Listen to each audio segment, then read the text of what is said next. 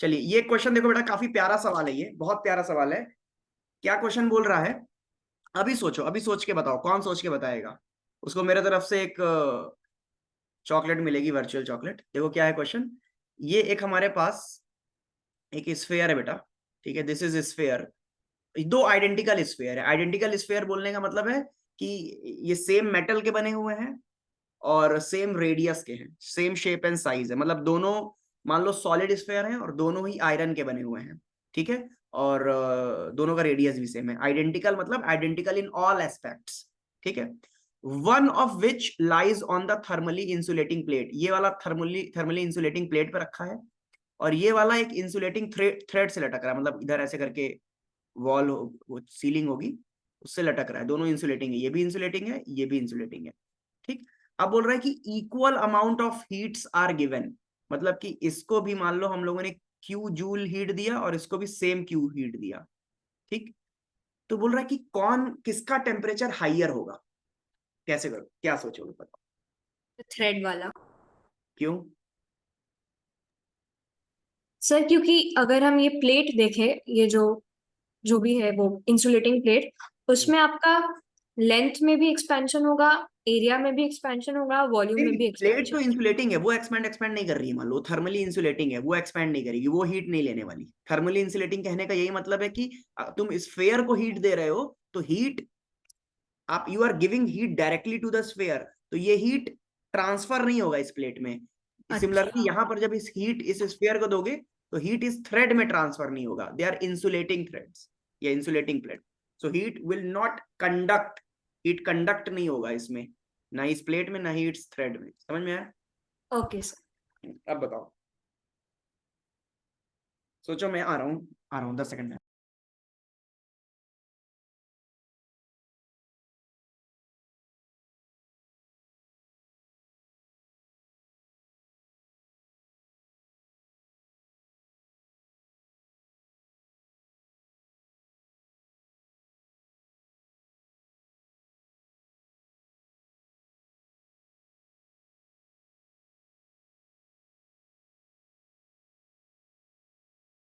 Any other reason?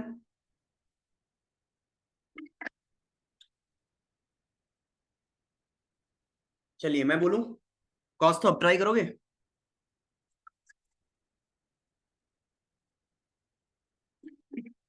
Sir energy का कुछ potential energy का है क्या? बताओ, ट्राई करो, सही डायरेक्शन में सोच रही हो।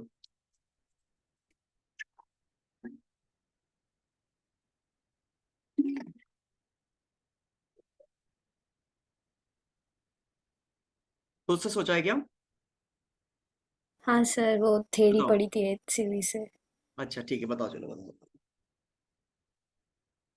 सर एक बॉडी में पोटेंशियल एनर्जी कम है तो इसका मतलब ये तो नहीं है ना कि पूरा का पूरा काइनेटिक एनर्जी है, ऐसे मतलब ऐसे जनरल पूछूं मैं। नहीं नहीं। Okay sir. सर अगर पोटेंशियल एनर्जी कम होगी तो हीट ज्यादा एब्जॉर्ब करेगा ना? नहीं, हीट तो दोनों को इक्वल दिया जा रहा है, हीट तो दोनों को इक्वल ही दिया जा रहा है। सर बट सर टेम्परेचर तो काइनेटिक एनर्जी के प्रोपोर्शनल होता है ना, हाँ तो ऐसा टेम्परेचर। हो सकता है कि पोटेंशियल एनर्जी कम हो जाएगा तो जो वो हीट हम्म, मिल रही है वो काइनेटिक एनर्जी को बढ़ाने में यूटिलाइज हो रहा है। हाँ, kinetic energy of what, kinetic energy of molecules की बात। Molecules inside this of the sphere. हाँ, और जितनी ज्यादा मॉलिक्यूल्स वाइब्रेट करेगा, मतलब मॉलिक्यूलर लेवल पर काइनेटिक एनर्जी जितनी ज्यादा होगी, मतलब टेम्परेचर ज्यादा उतना होगा, हाई होगा। यस यस तो यस। जो वो होगा पहला वाला जो प्लेट पर बैठा है उसका ज्यादा होना चाहिए, नो, बी का ज्यादा होगा ना, क्योंकि बट उसकी पोटेंशियल पोटेंशियल एनर्जी बी की एनर्जी कम ज्यादा है। होगी ना। एक एक करके बोलो, आदित्य क्या बोल रही हो? बी की पोटेंशियल एनर्जी कम है, तो अगर temperature is directly proportional to kinetic energy तो फिर बी आंसर होना चाहिए। सर और बट कोई? बी में तो पोटेंशियल एनर्जी ज्यादा नहीं होगी क्या? बी में पोटेंशियल एनर्जी ज्यादा नहीं होगी, क्यों क्यों ज्यादा होगी? सर क्योंकि वो है मतलब उसमें ग्रेविटेशनल पोटेंशियल भी तो होगा उसका। वो तो ए में भी नहीं होगा ना, वो तो सब वो ग्रेविटेशन। हाइट पर लटक रहा है ना। ये दोनों दोनों को सेम लेवल में मान लो। अच्छा सेम लेवल पर होगे। इट डजंट मैटर एक्चुअली कि किस सेम पर है कि नहीं है, ठीक है, पोटेंशियल एनर्जी का तो लेना देना याद करो ना, हम लोग जब निकालते थे तो mgh में h तो कहीं पर भी जीरो लेवल मान सकते हैं ना। सर एरिया ऑफ कांटेक्ट की वजह से भी हो सकता है। सर ये एक स्ट्रिंग है तो खिंच गया, इलास्टिक पोटेंशियल। नहीं, ये इंसुलेटिंग है भाई, एरिया ऑफ कांटेक्ट से कोई लेना देना नहीं है, पूरा का पूरा इंसुलेटिंग है। ठीक है, कितना भी बड़ा एरिया ऑफ कांटेक्ट हो, ऑल्दो स्फेयर और प्लैंक के बीच में जो एरिया ऑफ कांटेक्ट रहेगा वो तो एक पॉइंट भर का रहेगा ना। तो बट पोटेंशियल एनर्जी किसका ज्यादा होगा? It's not about potential energy ज्यादा या कम किसका है, पोटेंशियल दोनों का कुछ भी मान लो, इनिशियली कुछ भी है, हीट देने के बाद क्या होगा, let me tell you now, let me tell you, सुनो ध्यान से। देखो ये वाला जो है, इसमें क्या होगा, जब तुम हीट दोगे तो दोनों के दोनों एक्सपैंड करेंगे, do you agree? Yes sir. है ना, एक्सपेंशन, थर्मल एक्सपेंशन होगा, इससे इससे स्टार्ट करते हैं, थर्मल एक्सपेंशन होगा। अब जैसे ही थर्मल एक्सपेंशन होगा, ठीक है, ये जो प्लेट है ये तो ऐसे ही रहेगी, और ये स्फीयर देखो मान लो थर्मली एक्सपैंड होकर के ऐसा हो गया, ऑल्दो इतना ज्यादा एक्सपैंड नहीं होगी, बट एग्जेगरेटेड डायग्राम है, बट ठीक है, यही सेम एक्सपेंशन यहां पर भी मान लो आया। अब तुम सोचो कि सेंटर ऑफ मास किसका ऊपर गया किसका नीचे गया। ध्यान से देखो, ये वाला स्फीयर जो ये था, इसका सेंटर ऑफ मास ऊपर ट्रेवल करा होगा, क्या कहते हो? Yes. Yes yes sir. Sir. है ना, इसका जो सेंटर ऑफ मास है ये ऊपर ट्रेवल कर गया, और इसका सेंटर ऑफ मास देखो जो यहां पर था पहले, अब वो इसके सेंटर पर यानी यहां कहीं आ जाएगा, इसका सेंटर ऑफ मास नीचे ट्रेवल कर गया। तो तुम सोचो पहला वाला जो है, जो ऑब्जेक्ट ए है, ए वाले के केस में सेंटर ऑफ मास ऊपर ट्रेवल कर रहा है, तो ग्रेविटेशनल पोटेंशियल एनर्जी बढ़ रही है कि घट रही है? बढ़ रही है। बढ़ रही है ना, पोटेंशियल एनर्जी बढ़ रही है। ठीक है, इसका मतलब है कि जो तुम हीट दे रहे हो, हीट इज एन एनर्जी, जो तुमने एनर्जी दिया वो कहां कहां यूटिलाइज हुई, एक तो एक स्फीयर की इंटरनल एनर्जी को बढ़ाने में गई। इंटरनल एनर्जी मतलब सर, आप केमिस्ट्री में थर्मो पढ़े हो, आपको थोड़ा बहुत आइडिया होगा, यू का इंटरनल एनर्जी का फॉर्मूला होता था एनसीवीटी, कुछ याद है सर थोड़ा बहुत? Yes sir. Delta U is equal to NCV delta T, ऐसे NCB delta. NCV delta T. तो उतना डिटेल में नहीं जा रहा हूं मैं, बस इतना बोल रहा हूँ कि जो हीट दूंगा ये मॉलिक्यूल्स को वाइब्रेट कराने में जाएगी, पहला, मॉलिक्यूल्स की काइनेटिक एनर्जी को बढ़ाने में जाएगी, पहला, काइनेटिक एनर्जी को बढ़ाने में मतलब टेम्परेचर बढ़ाने में। लेकिन दूसरा दूसरा ये एनर्जी इसके पोटेंशियल एनर्जी को भी बढ़ाने में जा रही है, क्योंकि सेंटर ऑफ मास ऊपर शिफ्ट कर रहा है। ठीक, तो ये दो पार्ट में डिवाइड हो रही है, एक तो इसके ग्रेविटेशनल पोटेंशियल एनर्जी को इंक्रीज कर रही है, दूसरा इसके इंटरनल एनर्जी को इंक्रीज कर रही है। तो जो इसके ग्रेविटेशनल पोटेंशियल एनर्जी को इंक्रीज कर रही होगी, ग्रेविटेशनल पोटेंशियल एनर्जी को इंक्रीज कर रही होगी, ठीक है, वो पार्ट लॉस हो गया, और जो पार्ट इसके इंटरनल एनर्जी को इंक्रीज कर रहा होगा, इंटरनल एनर्जी को, उसके वजह से टेम्परेचर राइज हो रहा होगा। ठीक, यहां पर देखो क्या हो रहा है कि जब आप हीट दे रहे हो तो इसका सेंटर ऑफ मास नीचे शिफ्ट हो रहा है, मतलब ग्रेविटेशनल पोटेंशियल एनर्जी और घट जा रही है, मतलब कि ये हीट ग्रेविटेशनल पोटेंशियल एनर्जी को बढ़ाने में यूज ही नहीं हुई, इनफैक्ट ग्रेविटेशनल पोटेंशियल एनर्जी और घट गया। तो एक एनर्जी तो मिली इस डेल्टा क्यू से, एक इंटरनल एनर्जी इसकी बढ़ी इस क्यू के वजह से, और एक इंटरनल एनर्जी बढ़ेगी इस ग्रेविटेशनल पोटेंशियल एनर्जी के घटने की वजह से। तो ओवरऑल इसका जो टेम्परेचर राइज होगा वो ज्यादा होगा। वो ज्यादा होगा। तुम समझ रहे हो, जो change in temperature of B आएगा वो more than change in temperature of A आएगा। क्या मेरा लॉजिक क्लियर हुआ सबको? Yes yes sir. सर। है ना, तो काफी बारीक सवाल था ये। ऑल्दो ये जो चेंज है ना, ये बहुत कम चेंज आएगा, बहुत कम चेंज आएगा, इसको कैलकुलेट करने बैठोगे तो 10⁻⁻⁶ के ऑर्डर में जाता है डिग्री सेल्सियस, तो दोनों में टेम्परेचर का डिफरेंस बहुत कम होगा। बट अगर प्रैक्टिकल बात मतलब लॉजिकली बात करें, बिल्कुल इसको तो होगा, मतलब टेम्परेचर डिफरेंस तो होगा, वो फर्क पता नहीं चलेगा थर्मामीटर से, बहुत कम होगा, बट होगा जरूर, टेक्निकली होगा। ठीक है, हाँ, internal energy gain will be more of क्या, ऑफ बी। हाँ यस करेक्ट अभिषेक, बिल्कुल सही पकड़ा तुमने, ये बात है। सर ये ठीक है, कहाँ का क्वेश्चन है? ये एक बुक है 200 puzzling physics problem by Peter Gnadig, पता नहीं, बहुत अजीब सा जेई नाम। का बुक नहीं है सर, ऐसे बुक है। हाँ, ये जेई का नहीं है, मैं तुमको दिखा देता हूँ, ये है, दिख रहा है क्या? नहीं सर। मेरा कैमरा ऑन हुआ है हाँ, क्या? अभी अभी दिख रहा है। ये होगा। वो ब्लर दिख रहा है सर। ये ब्लर पता नहीं क्यों दिख रहा है। अच्छा, बैकग्राउंड ब्लर है क्या मेरा? हाँ। अब देखो, दिख रहा है क्या? हाँ सर। ठीक है, ये है। सो जेई का बुक नहीं है, बट फिजिक्स का बुक है। ठीक है, अच्छी बुक है। सर जेई में ऐसे थ्योरी वाले क्वेश्चंस कम आते हैं ना, ऐसे मजा आता है लेकिन। नहीं, आ ये सकते हैं, मतलब अगर जैसे इस क्वेश्चन को बना करके 4 ऑप्शन तुमसे पूछ देगा, वो थ्योरेटिकल क्वेश्चन पूछ देगा ना, 4 कंसेप्चुअल ऑप्शन दे देगा, तो आते सर हैं ऐसे। एडवांस्ड में आ सकता है क्या ऐसे सब? बिल्कुल बिल्कुल बिल्कुल आ सकते क्योंकि हैं। ये इसमें एडवांस का दिमाग ही लग रहा क्वेश्चन है। लग रहा है। ये एडवांस लेवल का क्वेश्चन है, काफी सोचने वाला क्वेश्चन है। ठीक है, चलिए कुछ और क्वेश्चन की प्रैक्टिस करते हैं। जी कुछ सर। और भी अच्छे सवाल दिए हुए हैं इस किताब में, मैं देता, बट इसमें फिर थोड़ा सा थर्मोडायनेमिक्स का यूज हो रहा है, वो अभी हम लोग नहीं पढ़े, तो वो नहीं दे रहा मैं अभी। अब मैं कुछ सर आप एसबीटी, वो तो उस पे दिखाने थर्मोडायनामिक्स हम वाले थे। पढ़ेंगे कब? वो हम लोग पढ़ेंगे ना, इसी का कैलोरीमेट्री हुआ, कैलोरीमेट्री के बाद हम लोग काइनेटिक थ्योरी ऑफ गैसेस पढ़ेंगे, गैसेस स्टेट, और उसके बाद वही थर्मो स्टार्ट होगा। लेकिन अभी तो नहीं होगा, अभी पैरेलल ट्रैक, अभी पहले ज्योमेट्रिकल ऑप्टिक्स चलेगा, ज्योमेट्रिकल ऑप्टिक्स के बाद उसको टच करेंगे हम लोग। हाँ सर। सर हमको चलिए, कोई छुट्टी वुट्टी नहीं मिलेगा ना? इसको तुम लोग को, बैकलॉग। हाँ, बैकलॉग कंप्लीट करने के लिए नहीं 12th शुरू। नहीं नहीं नहीं, कोई छुट्टी नहीं है, ओके। कोई छुट्टी नहीं मिलेगा बेटा। चलिए क्वेश्चन देता हूँ आप लोग को, ट्राई करिए।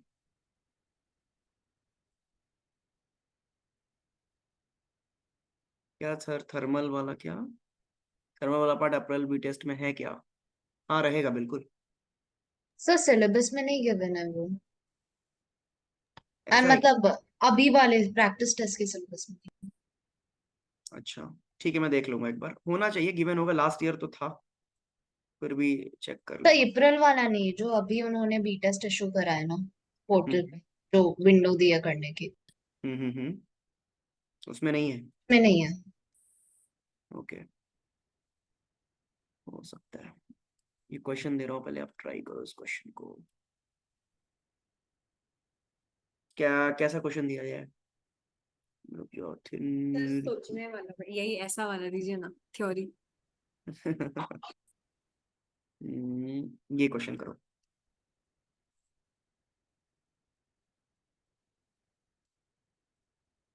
ये एसबीटी का लेवल 2 का क्वेश्चन है, राइट? लेवल 2 है, लेवल 1 है? लेवल 1 का क्वेश्चन है।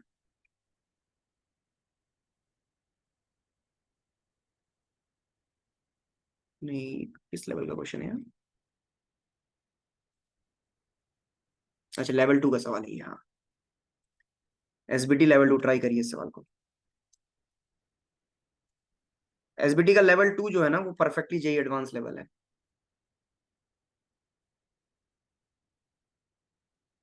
करिए इस क्वेश्चन को, ट्राई करिए।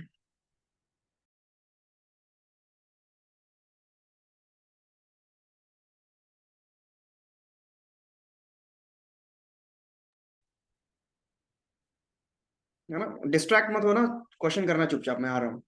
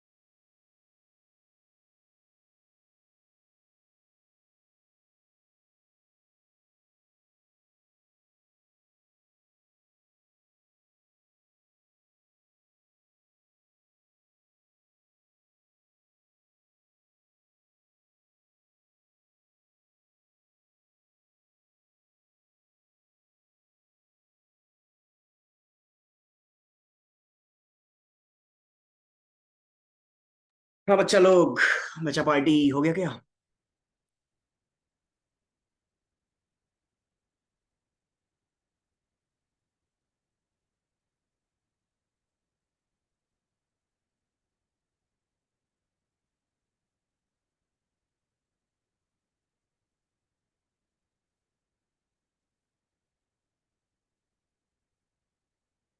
कितना परसेंट आएगा?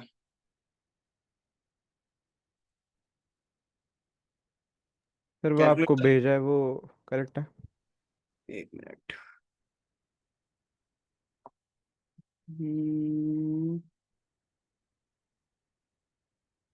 आई थिंक करेक्ट ही है।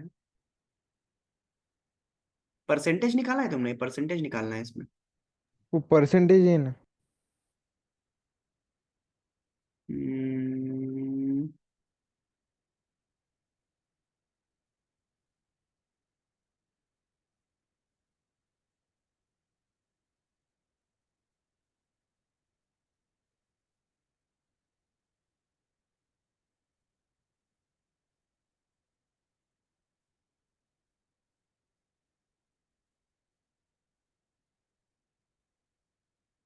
1 + 2 α Δt। वो एक फैक्टर इग्नोर किया है मैंने, वो स्क्वायर वाला। अच्छा, ओके ओके ओके ओके। लेकिन ये न्यूमरेटर में आ रहा है कि डिनोमिनेटर में? माइनस आना चाहिए था ना यार। कुछ गड़बड़ है यार, कुछ गड़बड़ है। माइनस आएगा वहां पर। काइनेटिक एनर्जी जो है वो घटेगी, बढ़ेगी नहीं। माइनस आना था। हाँ, अप्रोक्स बिल्कुल बिल्कुल प्रॉपर अप्रोक्सीमेशन ले सकते हो। जो अप्रोक्सीमेशन लेना है वो ले लेना सब। ठीक है, देखिए मैं करूं।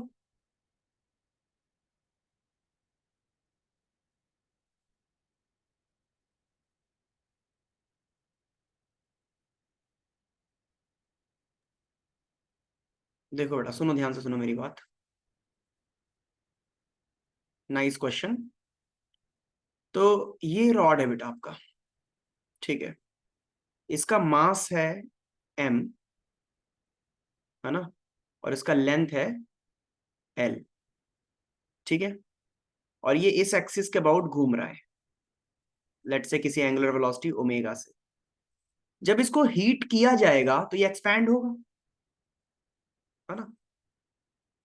तो एक्सपैंड होगा तो इसकी एंगुलर वेलोसिटी भी चेंज होगी। यस, तो इसकी काइनेटिक एनर्जी चेंज होगी या नहीं होगी? क्या लग रहा है तुम्हें? होगी सर। काइनेटिक एनर्जी चेंज होगी। अच्छा, व्हाट अबाउट एंगुलर मोमेंटम? वो चेंज होगा कि नहीं होगा? नहीं सर। चेंज क्यों? होगा ना। दोनों का रीजन दो। जो बोल रहा है होगा वो भी बताओ, जो बोल रहा नहीं हो रहा वो भी बताओ। कॉस्ट। रेडियस बढ़ेगी तो ये मोमेंट ऑफ इनर्शिया पे चेंज होगा ना। ओके। और जो तो नहीं इसलिए नहीं चेंज होगा वो? Sir moment of inertia change करेगा, कॉरस्पॉन्डिंगली ओमेगा भी चेंज करेगा, तो दोनों का प्रोडक्ट सेम रह सकता है। बट काइनेटिक एनर्जी इसलिए कांस्टेंट नहीं रहेगा क्योंकि काइनेटिक एनर्जी में ओमेगा स्क्वायर आता है, ये तो एक चीज मुझे क्लियर करना। तुमने बोला कि मोमेंट ऑफ इनर्शिया चेंज होगा, ओमेगा चेंज होगा, तो एंगुलर मोमेंटम कांस्टेंट रह सकता है, बट क्यों? एंगुलर मोमेंटम कंजर्व रहेगा ना। क्यों कंजर्व हाँ। होगा? क्यों कंजर्व रहेगा? तो सर पर एक्सटर्नल कोई टॉर्क नहीं है एक्सटर्नल सिस्टम। टॉर्क वगैरह नहीं है टॉर्क ना। नहीं है, हाँ। हीट देने से टॉर्क थोड़ी लगा रहे हो आप, बिल्कुल सही बात है। इसको आप क्यू दे रहे हो, डेल्टा क्यू दे रहे हो, तो इससे कोई टॉर्क और थोड़ी लगा रहे हो। टॉर्क और नहीं लग रहा है इसमें। तो भाई साहब, इससे लेंथ वेंथ चेंज होगी, ओमेगा भी चेंज होगा, लेकिन इसका एंगुलर मोमेंटम कंजर्व रहेगा। ये बात समझनी है। Let's write this. ये वन ऑफ द ऑप्शन में पूछ सकता है ना सारी चीजें, थ्योरेटिकल सवाल में भी। तो एंगुलर मोमेंटम रिमेन सेम। इसको तो, इसका तो कोई काट नहीं है, ठीक है। Because no external because no external torque about axis of rotation, ठीक है। बिल्कुल सही बात है, यानी एंगुलर मोमेंटम भाई साहब कंजर्व। बहुत बढ़िया, बहुत बढ़िया। अब बात करते हैं मोमेंट ऑफ इनर्शिया का क्या होगा, ठीक है। तो मोमेंट ऑफ इनर्शिया का फॉर्मूला है, या पहले ही रुक जाओ। हमको ये पता चल गया कि एंगुलर मोमेंटम कंजर्व रहेगा, है ना? तो यानी कि L initial equal to L final रहेगा। तो काम करते हैं, काइनेटिक एनर्जी का फॉर्मूला होता क्या है घूमते हुए रॉड के केस में? Half I omega square, yes और no? Yes sir. Yes sir. और एंगुलर मोमेंटम का फॉर्मूला क्या होगा इसके लिए? L is equal to I omega. I, याद है सबको? Yes sir. अगर याद हो तो ये एनोलॉजी है, P is equal to M V की। Linear momentum is equal to mass into linear velocity की एनोलॉजी लिखी हुई है। Angular momentum is equal to moment of inertia into angular velocity, और ये भी हाफ एम वी स्क्वायर की analogy, half I omega square. अच्छा एक काम करते हैं, यहां से ओमेगा रिप्लेस करते हैं। ठीक है, तो ओमेगा को मैं लिख सकता हूं एल बाई, ओमेगा को, ओमेगा क्या लिख सकते हैं? एल बाई आई लिख सकते हैं। तो ये ओमेगा उठा करके इसमें सब्सटीट्यूट करो। ठीक है, इसको उठाओ और यहाँ डालो। काइनेटिक एनर्जी का formula in terms of angular momentum देखेंगे तो ज्यादा बेटर रहेगा। तो ओमेगा स्क्वायर यानी L square by I square, तो एक एक आई कट जाएगा, ये अपने को मिलेगा एल स्क्वायर अपॉन 2 आई। ये फॉर्मूला पहचान रहे हो, ये बिल्कुल उसके तरह है जब लीनियर वाला फॉर्मूला लिखते हो, लीनियर काइनेटिक एनर्जी का फॉर्मूला, तो पी स्क्वायर बाई 2m आता है, ये याद है तुम लोग को? Yes sir. ये बिल्कुल वही चीज लिखी हुई है, वही चीज सेम है। इससे जज करना आसान रहेगा। इससे जज करना आसान क्यों रहेगा? क्योंकि एल चेंज होगा नहीं। ठीक है, एल नहीं चेंज होगा। ठीक है, ये कांस्टेंट है। तो सिर्फ हमको सिर्फ इतना देखना है कि kinetic energy inversely proportional to I है ना, इनवर्सली प्रोपोर्शनल टू आई आएगी। ठीक है, इससे काम बड़ा आसान हो गया है ना, ओमेगा एलिमिनेट कर दिया। वरना अगर इससे देखते तो आई भी चेंज हो रहा है, ओमेगा भी चेंज हो रहा है, अब कैसे पता किया जाए, है ना? अब देखो आई का क्या होगा, मोमेंट ऑफ इनर्शिया का फॉर्मूला क्या है? तो वो है ml स्क्वायर बाई 3। ठीक है, जब इसको हीट करोगे तो न्यू मोमेंट ऑफ इनर्शिया क्या होगी? What will be I dash? तो m बाई 3 तो सेम रहेगा, l की जगह पे क्या आएगा? तो l की जगह पे आएगा l 1 plus alpha delta T का होल स्क्वायर, है ना? तो ध्यान से देखो, जो आई डैश की वैल्यू आ रही है वो ml स्क्वायर बाई 3 यानी कि i into 1 plus alpha delta T का होल स्क्वायर, ये न्यू मोमेंट ऑफ इनर्शिया हो गया। वो सर 2 अल्फा डेल्टा टी लिख देंगे, 1 + 2 हाँ अल्फा बिल्कुल, उसको बाइनोमियल वो जो तुम बोल रहे हो बिल्कुल कर सकते हैं। ठीक है, बाइनोमियल का लगा सकते हैं, तो लगा देंगे, उसको 2 कर देना। ठीक है, अ, अब हमें निकालना है परसेंटेज क्या होगा। तो by the way kinetic energy बढ़ रही है कि घट रही है, देखो बताओ? घटेगी ना सर? घटेगी, क्योंकि kinetic energy inversely proportional to moment of inertia है। और न्यू मोमेंट ऑफ इनर्शिया देखो क्या है, I dash is I into something, और ये जो समथिंग है ये 1 से बड़ी क्वांटिटी है, क्योंकि 1 प्लस समथिंग है, तो 1 प्लस समथिंग का स्क्वायर कर रहे हो, दिस इज 1 से बड़ा क्वांटिटी, यानी कि मोमेंट ऑफ इनर्शिया जो है बढ़ रहा है, I dash is greater than I. तो अगर मोमेंट ऑफ इनर्शिया बढ़ेगा काइनेटिक एनर्जी घटेगी। रॉड की काइनेटिक, तुम हीट दे रहे हो, काइनेटिक एनर्जी घट रही है। ठीक है, सोचना क्यों ऐसा हो रहा है। सर ठीक है, अभी एक भेजा है आंसर, वो करेक्ट है क्या? एक बार देखो ना। मैं एक बार देखता हूँ, एक बार इसको सॉल्व कर ही देता हूँ पहले। ठीक है, अब मैं काइनेटिक एनर्जी का परसेंटेज निकालता हूँ। तो कैसे निकालूंगा परसेंटेज चेंज? तो final kinetic energy minus initial kinetic energy divided by initial kinetic energy into 100, ये ऐसा ही तो परसेंटेज निकलेगा। This is the percentage change in kinetic energy, isn't it? Yes और नो? Yes sir.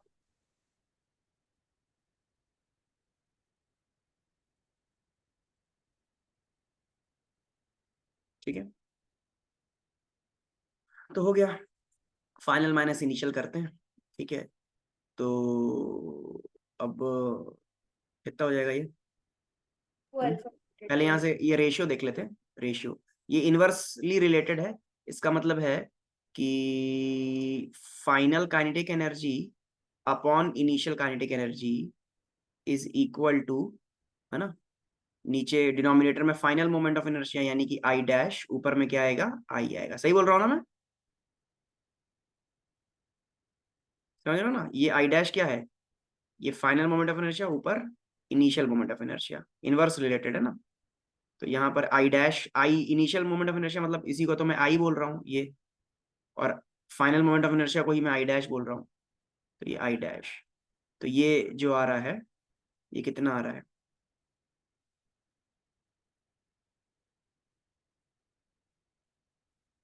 ठीक है, कितना आ रहा है ये? तो आई अपॉन आई डैश की वैल्यू ये है, आई अपॉन, तो ये आई कट जाएगा, तो ये कट ही गया, कट गया। कितना आ रहा है? 1/1 प्लस अल्फा डेल्टा टी का होल स्क्वायर है।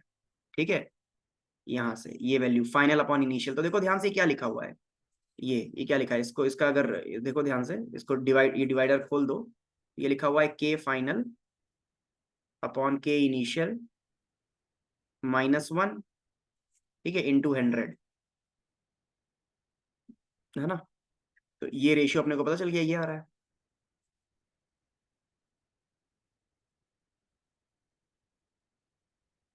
-1 इंटू 100, ठीक है। कितना हो गया ये?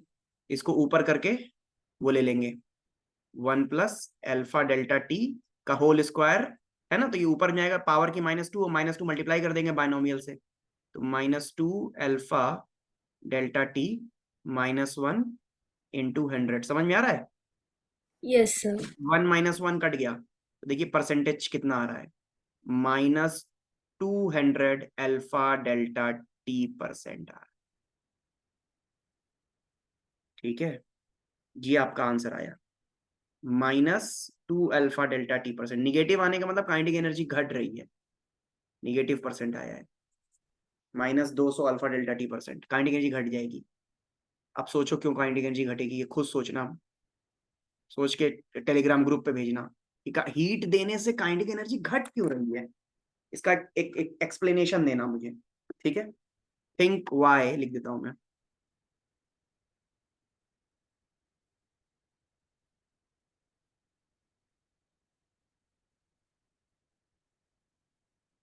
ठीक है, think Y kinetic energy is decreasing, सोचिएगा और इसका आंसर बताइएगा। सर ठीक, आपने बोला था ना कुछ एक बार रोटेशन पढ़ाते हो कि रोटेशन में कोई एक पोटेंशियल एनर्जी आता है स्यूडो, क्या था उसका? सोचना, सोच के बताना आराम से, टेक योर टाइम। ठीक, okay sir. Something related to this question, यहाँ पे जैसे डिस्कशन हुआ ना अभी, इसमें कुछ सारी बातों को देख लेना, सारी जी चीजों को सर। देखना कि क्या हो रहा है। ठीक है, चलिए एक और क्वेश्चन करते हैं, एक और क्वेश्चन देता हूं आपको, ट्राई करिए, जस्ट अ मिनट। कौन सा दिया जाए, ये क्वेश्चन ट्राई करो।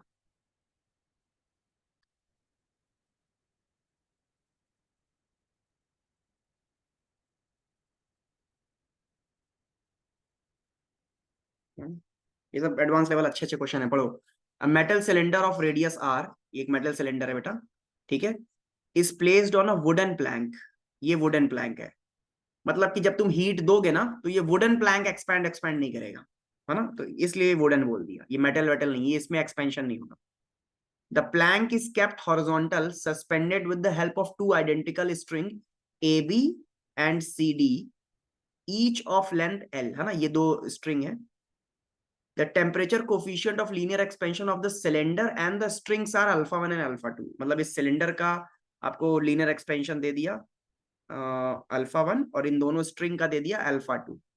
ठीक है, the angle theta shown in the figure is 30 degree, ये वाला angle 30 degree. It was found that the change in temperature, it was found that with the change in temperature the center of the cylinder does not move। यही question का बिल्कुल gist है, यही main line है। ठीक है, the center of the cylinder does not move, find the ratio α1 by α2 if it is known that L is equal to 4R, assume that change in value of theta is negligible for small temperature change, है ना। मतलब कि जब तुम temperature बढ़ाओगे, मतलब heat दोगे, तो सोचो क्या होगा, ये स्ट्रिंग लंबा होगा कि नहीं लंबा होगा, ऐसे हो जाएगा, ऐसे। Yes sir. ठीक है, ऐसे होगा, लेकिन ये मान करके चलना कि ये जो एंगल है ना, इसमें कोई खास चेंज नहीं हो रहा है। रियलिटी में अगर ये स्ट्रिंग अगर बहुत ज्यादा ऐसे चला गया, तब ये एंगल काफी चेंज हो जाएगा। लेकिन तुमको ये मान करके चलना है कि इतना स्मॉल टेम्परेचर चेंज हो रहा है कि स्ट्रिंग अगर ऐसे नीचे भी लटक जाएगा, तो ये एंगल चेंज कुछ खास नहीं होगा, मतलब इसको हम थीटा ही मान करके कैलकुलेट करेंगे। क्लियर है? यस। सो ट्राई करिए, ट्राई करिए।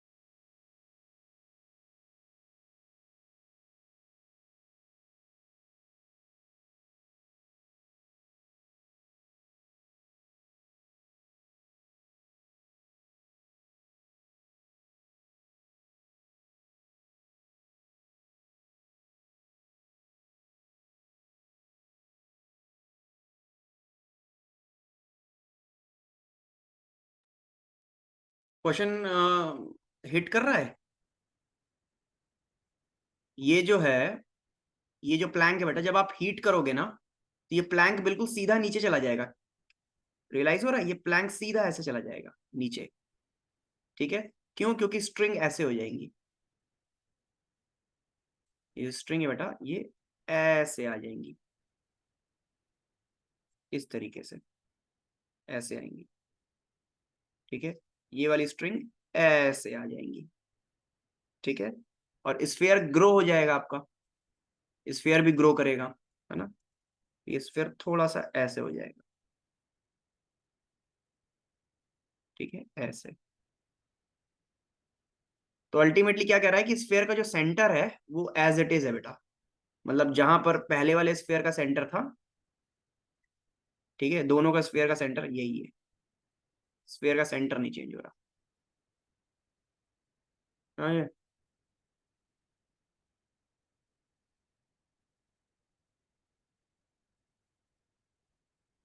ये सेंटर है।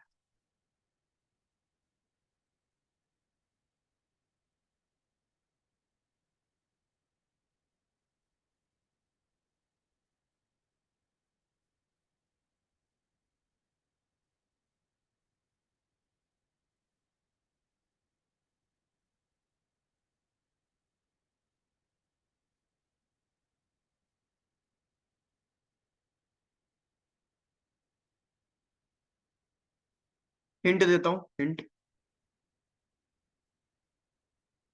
सबसे पहले तुम सोचो कि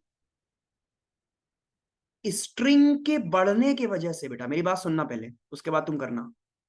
स्ट्रिंग की लेंथ बढ़ जाने की वजह से ही तो ये प्लैंक नीचे गया होगा, यस। है ना? और इस प्लैंक के नीचे जाने की वजह से इस स्फीयर का सेंटर नीचे चला गया होगा, क्योंकि स्फीयर उसके ऊपर रखा हुआ है ना? सो स्ट्रिंग के लेंथ बढ़ने की वजह से प्लैंक का नीचे जाना, और प्लैंक जितने लेंथ से नीचे जाएगा स्फीयर का सेंटर भी उतने ही लेंथ से नीचे आ जाएगा। ठीक, लेकिन टेम्परेचर बढ़ाने से स्फीयर का साइज भी ग्रो कर रहा है, तो उसके वजह से सेंटर ऊपर जा रहा है।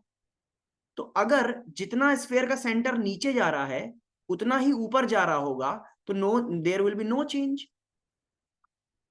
है ना? तो तुमको करना क्या है कि तुम ये पता करो कि ये प्लैंक कितने से नीचे जाएगा, उतने से ही सेंटर नीचे जाएगा।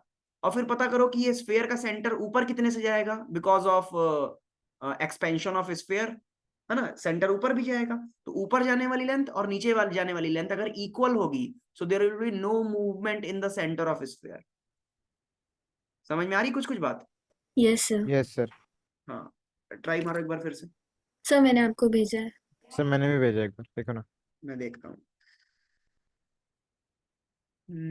साइन थीटा की वैल्यू 30 दी है कॉस तक, तो वो तो 30 डाल दो, तो 2 आ जाएगा ना तुम्हारे हिसाब से।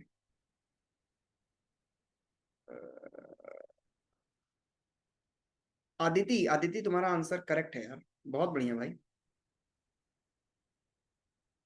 बहुत बढ़िया।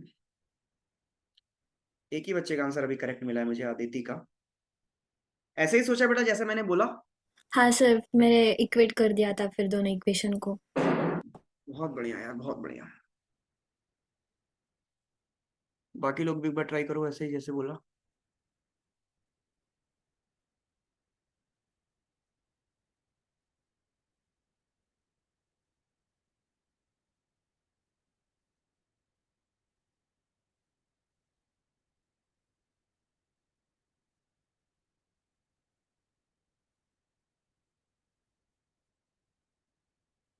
नहीं ओमकार, गड़बड़ है बेटा, चेक करिए। कौस्तभ आप भी चेक करिए, सर्वज्ञ आप भी चेक करिए, ओमकार आप भी चेक करिए।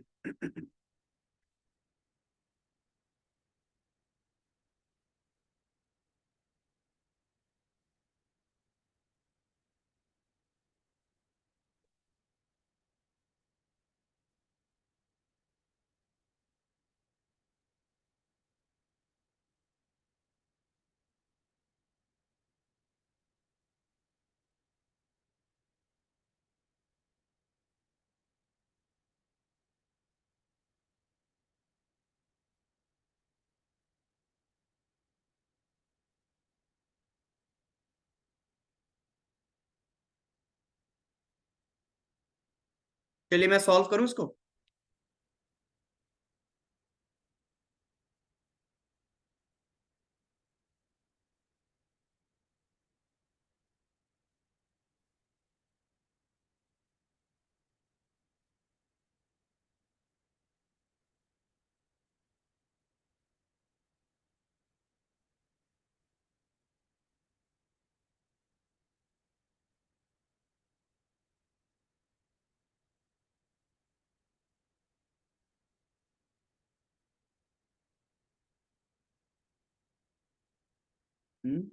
किया जाए।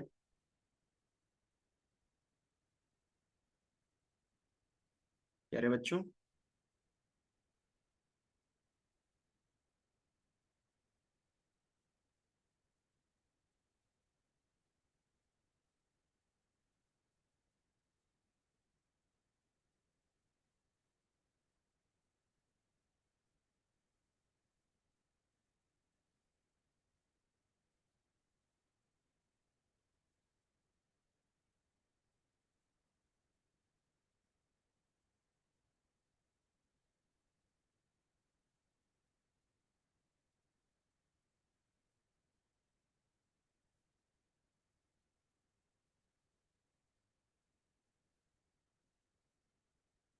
देखो बेटा, मैं करता हूं।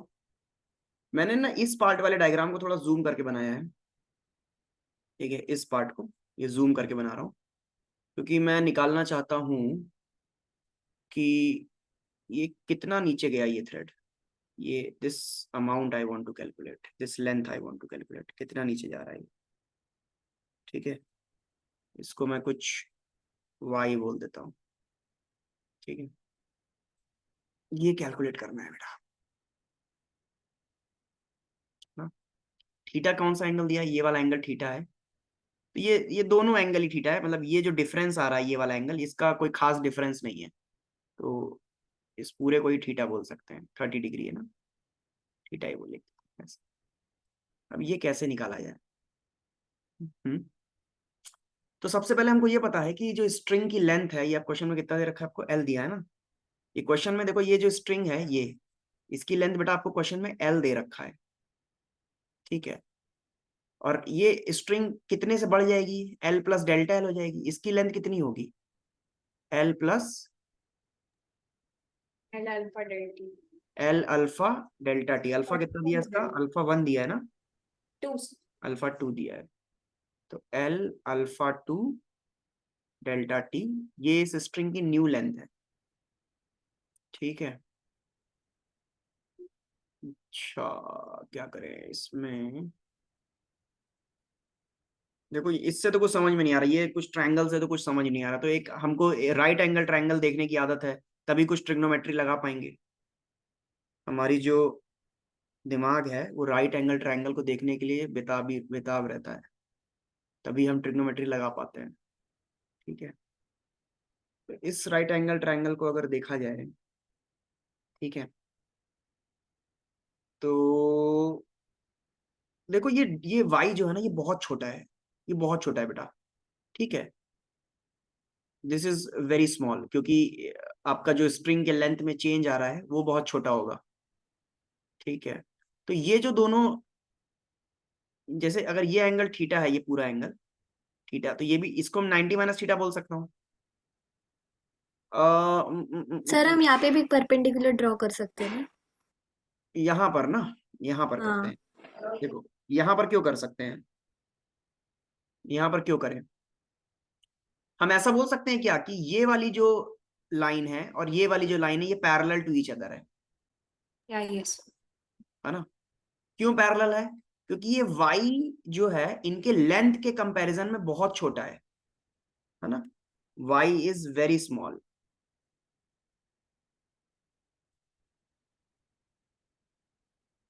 ठीक है, since y is very small, ठीक है, ये दोनों लाइन को मैं पैरेलल ट्रीट करूंगा। ठीक है, पैरेलल है। तो अगर मुझे दो पैरेलल लाइन के बीच का डिफरेंस चाहिए, तो हम YDSC में सीख चुके हैं कि वो कैसे निकाला जाता है। अगर मैं छोटी वाली लाइन से बड़ी वाली लाइन पे एक परपेंडिकुलर ड्रॉप कर दूं बेटा, ठीक है, ऐसे ये परपेंडिकुलर ड्रॉप कर दिया जाए, तो ये जो एक्स्ट्रा लेंथ आ रही है यही L alpha two delta two होगी कि डेल्टा टी होगी कि नहीं होगी, बोलो। हाँ होगी सर। है ना। मैं जैसे मैंने मान लिया कि इस पॉइंट से लेकर के ये जो पॉइंट ए है, ये वाला पॉइंट को बी बोल देता हूँ और इसको सी बोल देता हूँ और इसको डी बोल देता हूँ। तो मैं कह रहा हूँ कि यहाँ से जब मैंने परपेंडिकुलर ड्रॉप किया तो आई कैन से दैट कि जो ए बी लेंथ है वो अप्रोक्सीमेटली ए सी के बराबर होगी। ये ऐसा क्यों बोल पा रहा हूं मैं? क्योंकि वाई बहुत छोटा है। समझ रहे हो क्या? ये वाई इतना छोटा है कि ये इतना बड़ा डिफरेंस दिख रहा है खाली हमें, बट ये दोनों ऑलमोस्ट पैरेलल होंगे, ये दोनों लाइन पैरेलल होंगे। तो पैरेलल लाइन का अगर हमें पता करना है कि दोनों लाइन में डिफरेंस कितना है और दोनों एक ही पॉइंट से ओरिजिनेट हो रहे हैं, एक ही पॉइंट से ओरिजिनेट हो रहे हैं, दो लाइन, दो पैरेलल लाइन, तो कैसे पता करते हैं उनके बीच का डिफरेंस? अगर मान लो एक लाइन ऐसे है, एक लाइन ऐसे है, दो पैरेलल लाइन एक ही पॉइंट से एक ही जगह से ओरिजिनेट हो रहे हैं, तो बेस्ट तरीका यही है ना उनके बीच का डिफरेंस निकालने का कि छोटी वाली लाइन से बड़ी वाली लाइन पर परपेंडिकुलर ड्रॉप कर दो। ठीक है, तो जो एक्स्ट्रा लेंथ आ रही है वही पाथ डिफरेंस होगा, वही लेंथ का डिफरेंस हो जाएगा, L alpha delta T, alpha two delta T.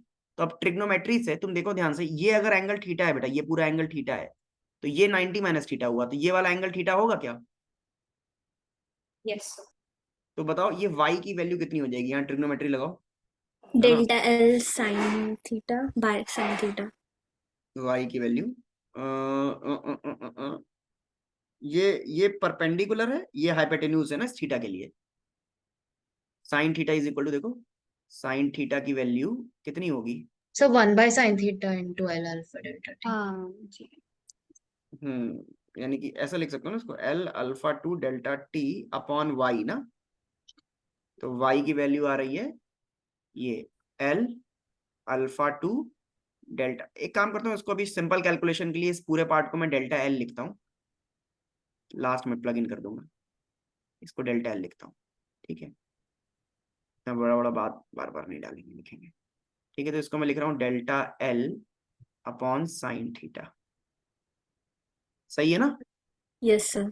ठीक है, और ठीक है, यहाँ से y निकल गया, मतलब कि जो आपका प्लैंक है वो इस लेंथ से नीचे जाएगा बेटा, इतने लेंथ से नीचे जाएगा ये आपका प्लैंक, ये। ठीक है, इतने लेंथ से नीचे जाने का मतलब है कि जो स्फीयर का सेंटर है वो भी इसी अमाउंट से नीचे जाएगा, y से ही नीचे जाएगा। ठीक। अच्छा, नाउ अब हमें पता है कि हीट देने से स्फीयर भी ग्रो करेगा, तो स्फीयर का रेडियस कितने से ग्रो करेगा? R alpha one delta T. है ना, तो पुराना रेडियस में कुछ आर, देखो अपने को आर दिया हुआ है, पुराना रेडियस है, तो न्यू रेडियस क्या हो जाएगा? What is new radius? ये हो जाएगा, मतलब चेंज इन न्यू रेडियस निकालता हूँ, न्यू रेडियस नहीं जरूरत है मुझे, मतलब चेंज इन रेडियस की जरूरत है मुझे, चेंज इन रेडियस की एक्चुअली में। ये हो जाएगा R alpha one delta T. Am I right बेटा? Yes sir. Yes sir. अब रेडियस जितने अमाउंट से चेंज हो रहा है, सेंटर भी तो उतने अमाउंट से शिफ्ट होगा, है ना। Yes sir. So I can say that if delta r, ठीक है, is equal to y, ये इसको भी चाहो तो चलो डेल्टा y ऐसा लिख देते हैं, this means center of cylinder will not move, will not move। ठीक है, यानी कि डेल्टा r की वैल्यू ये है, r alpha one delta t is equal to Y, यानी कि delta L upon sine theta. ठीक है, डेल्टा एल की वैल्यू इसमें प्लग इन करके सॉल्व कर लेंगे, आंसर आ जाएगा। तो सर 8 आ रहा है क्या इसका रेशो? हाँ बेटा बिल्कुल, L alpha two delta T, और साइन 30 है ना, थीटा तो 30 डिग्री दिया हुआ है। Two alpha delta T. तो 1/2, ये 2 ऊपर चला जाएगा, तो यहाँ से आप देख सकते हो बच्चों, डेल्टा टी कट जाएगा। और एक और क्वेश्चन में एक और चीज भी दिया हुआ है, L is equal to 4 R दिया हुआ है, देखो L is equal to 4 R दिया, तो ये भी इसमें डाल देते हैं यहाँ पर। ठीक है, डाल दो L is equal to 4 R, तो ये हो गया तुम्हारा R alpha one is equal to 2 times L की वैल्यू 4 आर अल्फा टू, तो आर आर भी कट जाएगा, इससे तुम्हारा रेशियो क्या मिल रहा है बेटा? Alpha one by alpha two का ratio, alpha one upon alpha two is 8:1। यही आंसर है बेटा। इंटीजर टाइप में पूछ सकता है, बोलो जे एडवांस के लिए कितना परफेक्ट सवाल है। ठीक है, इसलिए मैं एसबीटी सॉल्व करने के लिए कहता हूँ, क्योंकि एसबीटी में बहुत सही सही सवाल दिए हुए हैं। एडवांस एडवांस वाले क्वेश्चन है ना, थोड़े डेटा बेस्ड क्वेश्चन दिए हुए हैं। ठीक है, लैंग्वेज को पढ़ना, कहाँ पे अप्रोक्सीमेशन लेना है ना। ये अब देख लो, छोटे ये मैथमेटिकल स्किल है ये सब, ये जो मैंने परपेंडिकुलर ड्रॉप किया यहाँ पर, ये जो ये वाला काम किया ना, Yes. परपेंडिकुलर ड्रॉप करके मैंने बोला कि ये दोनों इक्वल होंगे, तो ये वाला जो पार्ट है यही डेल्टा एल होगा, ये मैथमेटिकल स्किल है। ये क्वेश्चन प्रैक्टिस करके ही तुमको दिखाई पड़ेगा, अदरवाइज नहीं दिखेगा ये वाली चीज, ऐसा है। ठीक है, ये क्वेश्चन डाल दिया, समय कम है मेरे ख्याल से, तुम लोग अभी इंटरेस्टेड नहीं होगे क्वेश्चन सॉल्व करने में। ये एक और क्वेश्चन है, इसमें थोड़ा सा टॉर्क इन्वॉल्व है, थोड़ा सा बायंट फोर्स इन्वॉल्व है, और थर्मल एक्सपेंशन इन्वॉल्व है। तीन टॉपिक को कंबाइन करके बहुत प्यारा क्वेश्चन है ये देखो क्वेश्चन क्या है, मैं तुमको थोड़ा सा पढ़ देता हूँ, पढ़ के सुना देता हूँ। ये देखो, ये पानी है बेटा, ये ठीक है। अगर तुमको याद हो तो हम लोगों ने ऐसा क्वेश्चन फ्लूइड में एक बार किया था, एसएचएम में भी किया था, सर जिसमें एक्सरसाइज 3 में भी था एक क्वेश्चन ऐसे फ्लूइड में। एक्सरसाइज में तो रहा ही होगा, और उसके साथ साथ हम लोगों ने क्लास में भी किया है। इस क्वेश्चन पे, इसमें हम लोगों ने निकाला था कि इसका इसका टाइम पीरियड क्या होगा, ये ऐसे ऐसे ऑसिलेट करेगा, अगर तुमको याद हो। ये सब फ्लूइड्स में करवाया आपने। फ्लूइड में कराया था, एसएचएम में कराया था कि इसका टाइम पीरियड क्या होगा। फ्लूइड में तो हम लोगों ने इसका एक्सेलरेशन लेके हाँ, किया कुछ था फ्लूइड्स अल्फा में। निकाला था शायद, कुछ ऐसा किया था। ठीक है, देखो एक क्वेश्चन क्या, एक बार पढ़ दे रहा हूँ। बोला rectangular tank contains water to height h, ठीक है। A metal rod is hinged at the bottom of the tank so that it can rotate freely in the vertical plane. The length of the rod is L and it remains at rest, ठीक है, with the part of it lying above the water surface. In this position, the rod makes an angle theta with the vertical. Assume y is equal to cos theta and find fractional change in value of y when temperature of the system increases by a small value delta t. Coefficient of linear expansion material of the rod दे दिया, tank सब दे दिया, coefficient वाले में ये water का भी दे दिया है। What is necessary condition for theta two increase, ठीक है। दो चीज पूछ रहा है, एक तो पूछ रहा है find fractional change in value of y when temperature of the system increases by small value delta t। दूसरा पूछ रहा है what is the necessary condition for theta two increase. ये एक सवाल है, ठीक है। क्या करें, अभी करें, नेक्स्ट बात के लिए छोड़ दें? Next class. नेक्स्ट क्लास करते हैं, बहुत हो चलिए। गया सर। ठीक है, बिल्कुल बिल्कुल, आई टोटली अग्री, बहुत हुआ है आज। तो इस सवाल को मैं होमवर्क दे रहा हूँ, इसको ट्राई जरूर करिएगा दिल से, एकदम बढ़िया से, और इसको ग्रुप पे डिस्कशन करना, वो जो भौकाले भौतिका डिस्कशन ग्रुप है उस पर इस क्वेश्चन को डाल करके फिर डिस्कस करना तुम लोग। हाँ ठीक है, क्लास एंड है, जिनको जाना है जा सकते हैं, डाउट हो तो पूछे। अदिति बोलिए। बाय बाय, अदिति बोलिए। हाँ सर, मैं आपको भेज रही हूँ टेलीग्राम पर।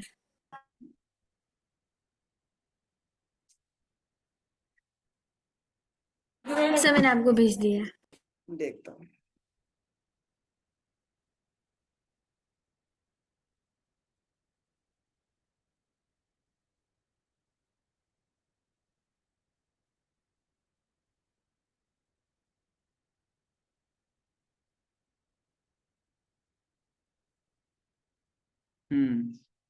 In validation of the two slits A and B are shown in figure oscillating about their fixed center and with the mean separation of 0.8 millimeter.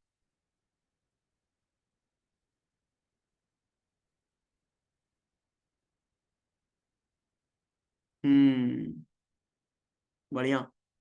ऐसा क्वेश्चन कराया तो है ना मैंने क्लास में, YDSC में कराया कि नहीं ऐसा? वो एसएचएम में, आईडीएससी का जो एसएचएम है उसमें करवाया था, बट वो समझ नहीं आ रहा। जो हमने क्वेश्चन किया उसमें स्प्रिंग था और डी चेंज होता था। तो यहाँ पर भी तो स्मॉल डी चेंज हो रहा है, दो क्वेश्चन किया था, एक में तो कैपिटल डी चेंज हो रहा था। हाँ, और एक एक में स्प्रिंग स्मॉल था डी, कुछ। नहीं एक में स्मॉल डी भी तो चेंज हो रहा था। नहीं, वो तो सर उसमें 2 स्लिट्स थे फिर। नहीं, दो स्लिट्स तो इसमें भी हैं। रुको, मैंने क्वेश्चन कराया है, मुझे ऐसा लग रहा है क्लास में। तुम एक बार दोबारा नोट्स चेक करो, नोट्स खुला है तुम्हारे पास? हाँ, अभी तो नहीं है, मतलब मैंने कल चेक किया तो उसमें नहीं था। देखना, ये क्वेश्चन मैंने, मेरे हिसाब से जहां तक मुझे याद आ रहा है, ये क्वेश्चन कराया है मैंने कि स्मॉल डी ऑसिलेट कर रहा है, ठीक है। वेयर इज मेगा ये the interference pattern on the screen changes with time while the central white fringe the maximum speed is 8 bright fringe will move is. तो हम इसमें ये निकाल सकते हैं ना कि सब कुछ, ये पूरा इक्वेशन लिखो तुम फ्रिंज एर्थ मैक्सिमा का, ठीक है, इन एन की वैल्यू डाल दो और इसका मैक्सिमा की पोजीशन लिखो और स्मॉल डी की वैल्यू ये सब्स्टिट्यूट कर दो उसमें, तो तुमको ये पता चल जाएगा कि जो तुम्हारा 8 ब्राइट फ्रिंज है वो भी एसएचएम कर रहा होगा। समझ में आ रहा है क्या बोल रहा हूँ मैं? फिर से बोल रहा हूँ, यहां पर तुम सिंपली 8 राइट फ्रिंज का वाई निकालो। Okay sir. वाई कैसे निकलेगा? वो वाले फॉर्मूला से, एन मैक्सिमा निकालना है तो N D lambda by D, yes. वही ना formula, Y is equal to small N हाँ। D lambda by D. Small N की वैल्यू 8 रखेंगे और यस। स्मॉल डी की वैल्यू क्या रखेंगे? स्मॉल डी की वैल्यू जो क्वेश्चन में गिवन है ये रखेंगे। हाँ सर, वो तो एक बहुत कॉम्प्लिकेटेड दिया है उन्होंने। कुछ कॉम्प्लिकेटेड नहीं है, ये एसएचएम की क्वेश्चन दी हुई है, ठीक है, इसको डाल दो उसमें। ठीक, तो अगर ये एसएचएम कर रहा है तो हमारा 8 ब्राइट फ्रिंज भी एसएचएम कर रहा है। अब मैक्सिमम स्पीड कहां पर होती है? अब हमको स्पीड निकालनी है, तो तुमने y निकाल लिया ना, उसको डिफरेंशिएट कर दो, D Y by D T कर दो, तो स्पीड नहीं आ जाएगी? हाँ यस सर। समझ में आया? 8th ब्राइट फ्रिंज का तुम y निकालो और उसको डिफरेंशिएट करो तो तुम्हारी स्पीड आ जाएगी। ओके अब सर। और स्पीड का तुमको एक बार फंक्शन मिल गया, तुमको एक्चुअली इतना भी नहीं करना है, हमको मैक्सिमम स्पीड निकालनी है। तो मैक्सिमम स्पीड कहां पर होती है? मीन पोजीशन पर होती है कि नहीं? ए ओमेगा। यस। तो ए इंटू ओमेगा करना है तुमको। एम्पलीट्यूड की वैल्यू तुमको दी हुई है 0.04। ये एक्चुअली सॉरी, ये तो स्मॉल डी का एम्पलीट्यूड है। जब हम y की वैल्यू लिखेंगे ना, तो उसमें जो साइन ओमेगा टी का कोफिशिएंट होगा वो amplitude of oscillation of earth maxima हो जाएगी ना। हाँ यस सर। समझ में आ रहा है क्या बोल रहा हूँ मैं? यस। नोट्स पढ़ना, तुमको नोट्स में पूरा दिखाई देगा, ये तो मैंने कराया है क्लास में। ठीक है, मैं रुको तुमको ओके सर। एक मिनट रुकना, बस एक मिनट। ये वेव ऑप्टिक्स की लास्ट क्लास है ना, लेक्चर नंबर 3 है ना ये। एक minute, let me show you very quickly. ये देखिए बेटा, यही है ना वेव ऑप्टिक्स का लेक्चर 3। Yes sir. ये देखिए क्वेश्चन दिया नहीं कि स्मॉल डी ऐसे वेरी कर रहा है, D naught A sine T, दिया है कि नहीं? यस। ये क्वेश्चन आप खोलो, आपको दिखेगा, आपने नोट्स खोला ही नहीं। ठीक है, तो यहाँ लिखा है ना, find velocity of nth maxima. देखिए मैंने क्या किया, एकदम सिंपल क्वेश्चन है। आप nth मैक्सिमा का y कोऑर्डिनेट निकालिए और स्मॉल डी की वैल्यू इसमें प्लग इन करिए। ठीक है, यहाँ पर small D okay and sir. यहाँ पर फिर एक बाइनोमियल अप्रोक्सीमेशन लेना पड़ेगा, इसको ऊपर ले जाकर के बाइनोमियल ले लो, तुम्हारा ऐसा मिल जाएगा तुम्हें। ठीक है, तो तुमको y कोऑर्डिनेट कुछ इस टाइप से मिल गया, तो साइन का जो कोफिशिएंट आ रहा है ये एम्पलीट्यूड हो जाएगा ना nth मैक्सिमा का। Yes sir. तो अब अगर हमको मैक्सिमम स्पीड निकालनी है तो ए ओमेगा आंसर होता है ना। हाँ। ए ओमेगा एसएचएम में मीन पोजीशन पर मैक्सिमम स्पीड होती है, तो एम्पलीट्यूड ये हो गया, साइन का जो कोफिशिएंट है ये वाला पार्ट। मेरा एरो दिख रहा है क्या? हाँ यस। हाँ, ये वाला पार्ट ये हो गया आपका एम्पलीट्यूड हो गया। ठीक है, और ये ओमेगा हो गया। इन दोनों को अगर मैं मल्टीप्लाई कर दूं, ए ओमेगा एंड दिस एम्पलीट्यूड, तो मुझे क्या मिल जाएगा? मैक्सिमम स्पीड मिल जाएगी कि नहीं? Yes yes sir. यही आंसर होगा। Okay sir, thank you sir. चलो, अगर नहीं हो तो फिर दोबारा मुझे टेलीग्राम पे पिंग करना, बताता हूँ। ठीक है, ओके सर, चलो। Thank you sir. यश, नहीं बेटा, डायरेक्ट कोई लिंक पाने का तो तरीका नहीं होगा। बेटर यही होगा कि तुम किसी इस क्लास के किसी बच्चे से दोस्ती कर लो। ठीक है, उससे लिंक मांगते रहो टेलीग्राम पर, क्योंकि ऑफिशियल लिंक तो फिर ऑफिशियल ग्रुप पर ही आएगा। ठीक है, चलिए मैं एंड कर रहा हूँ। Bye bye, good night.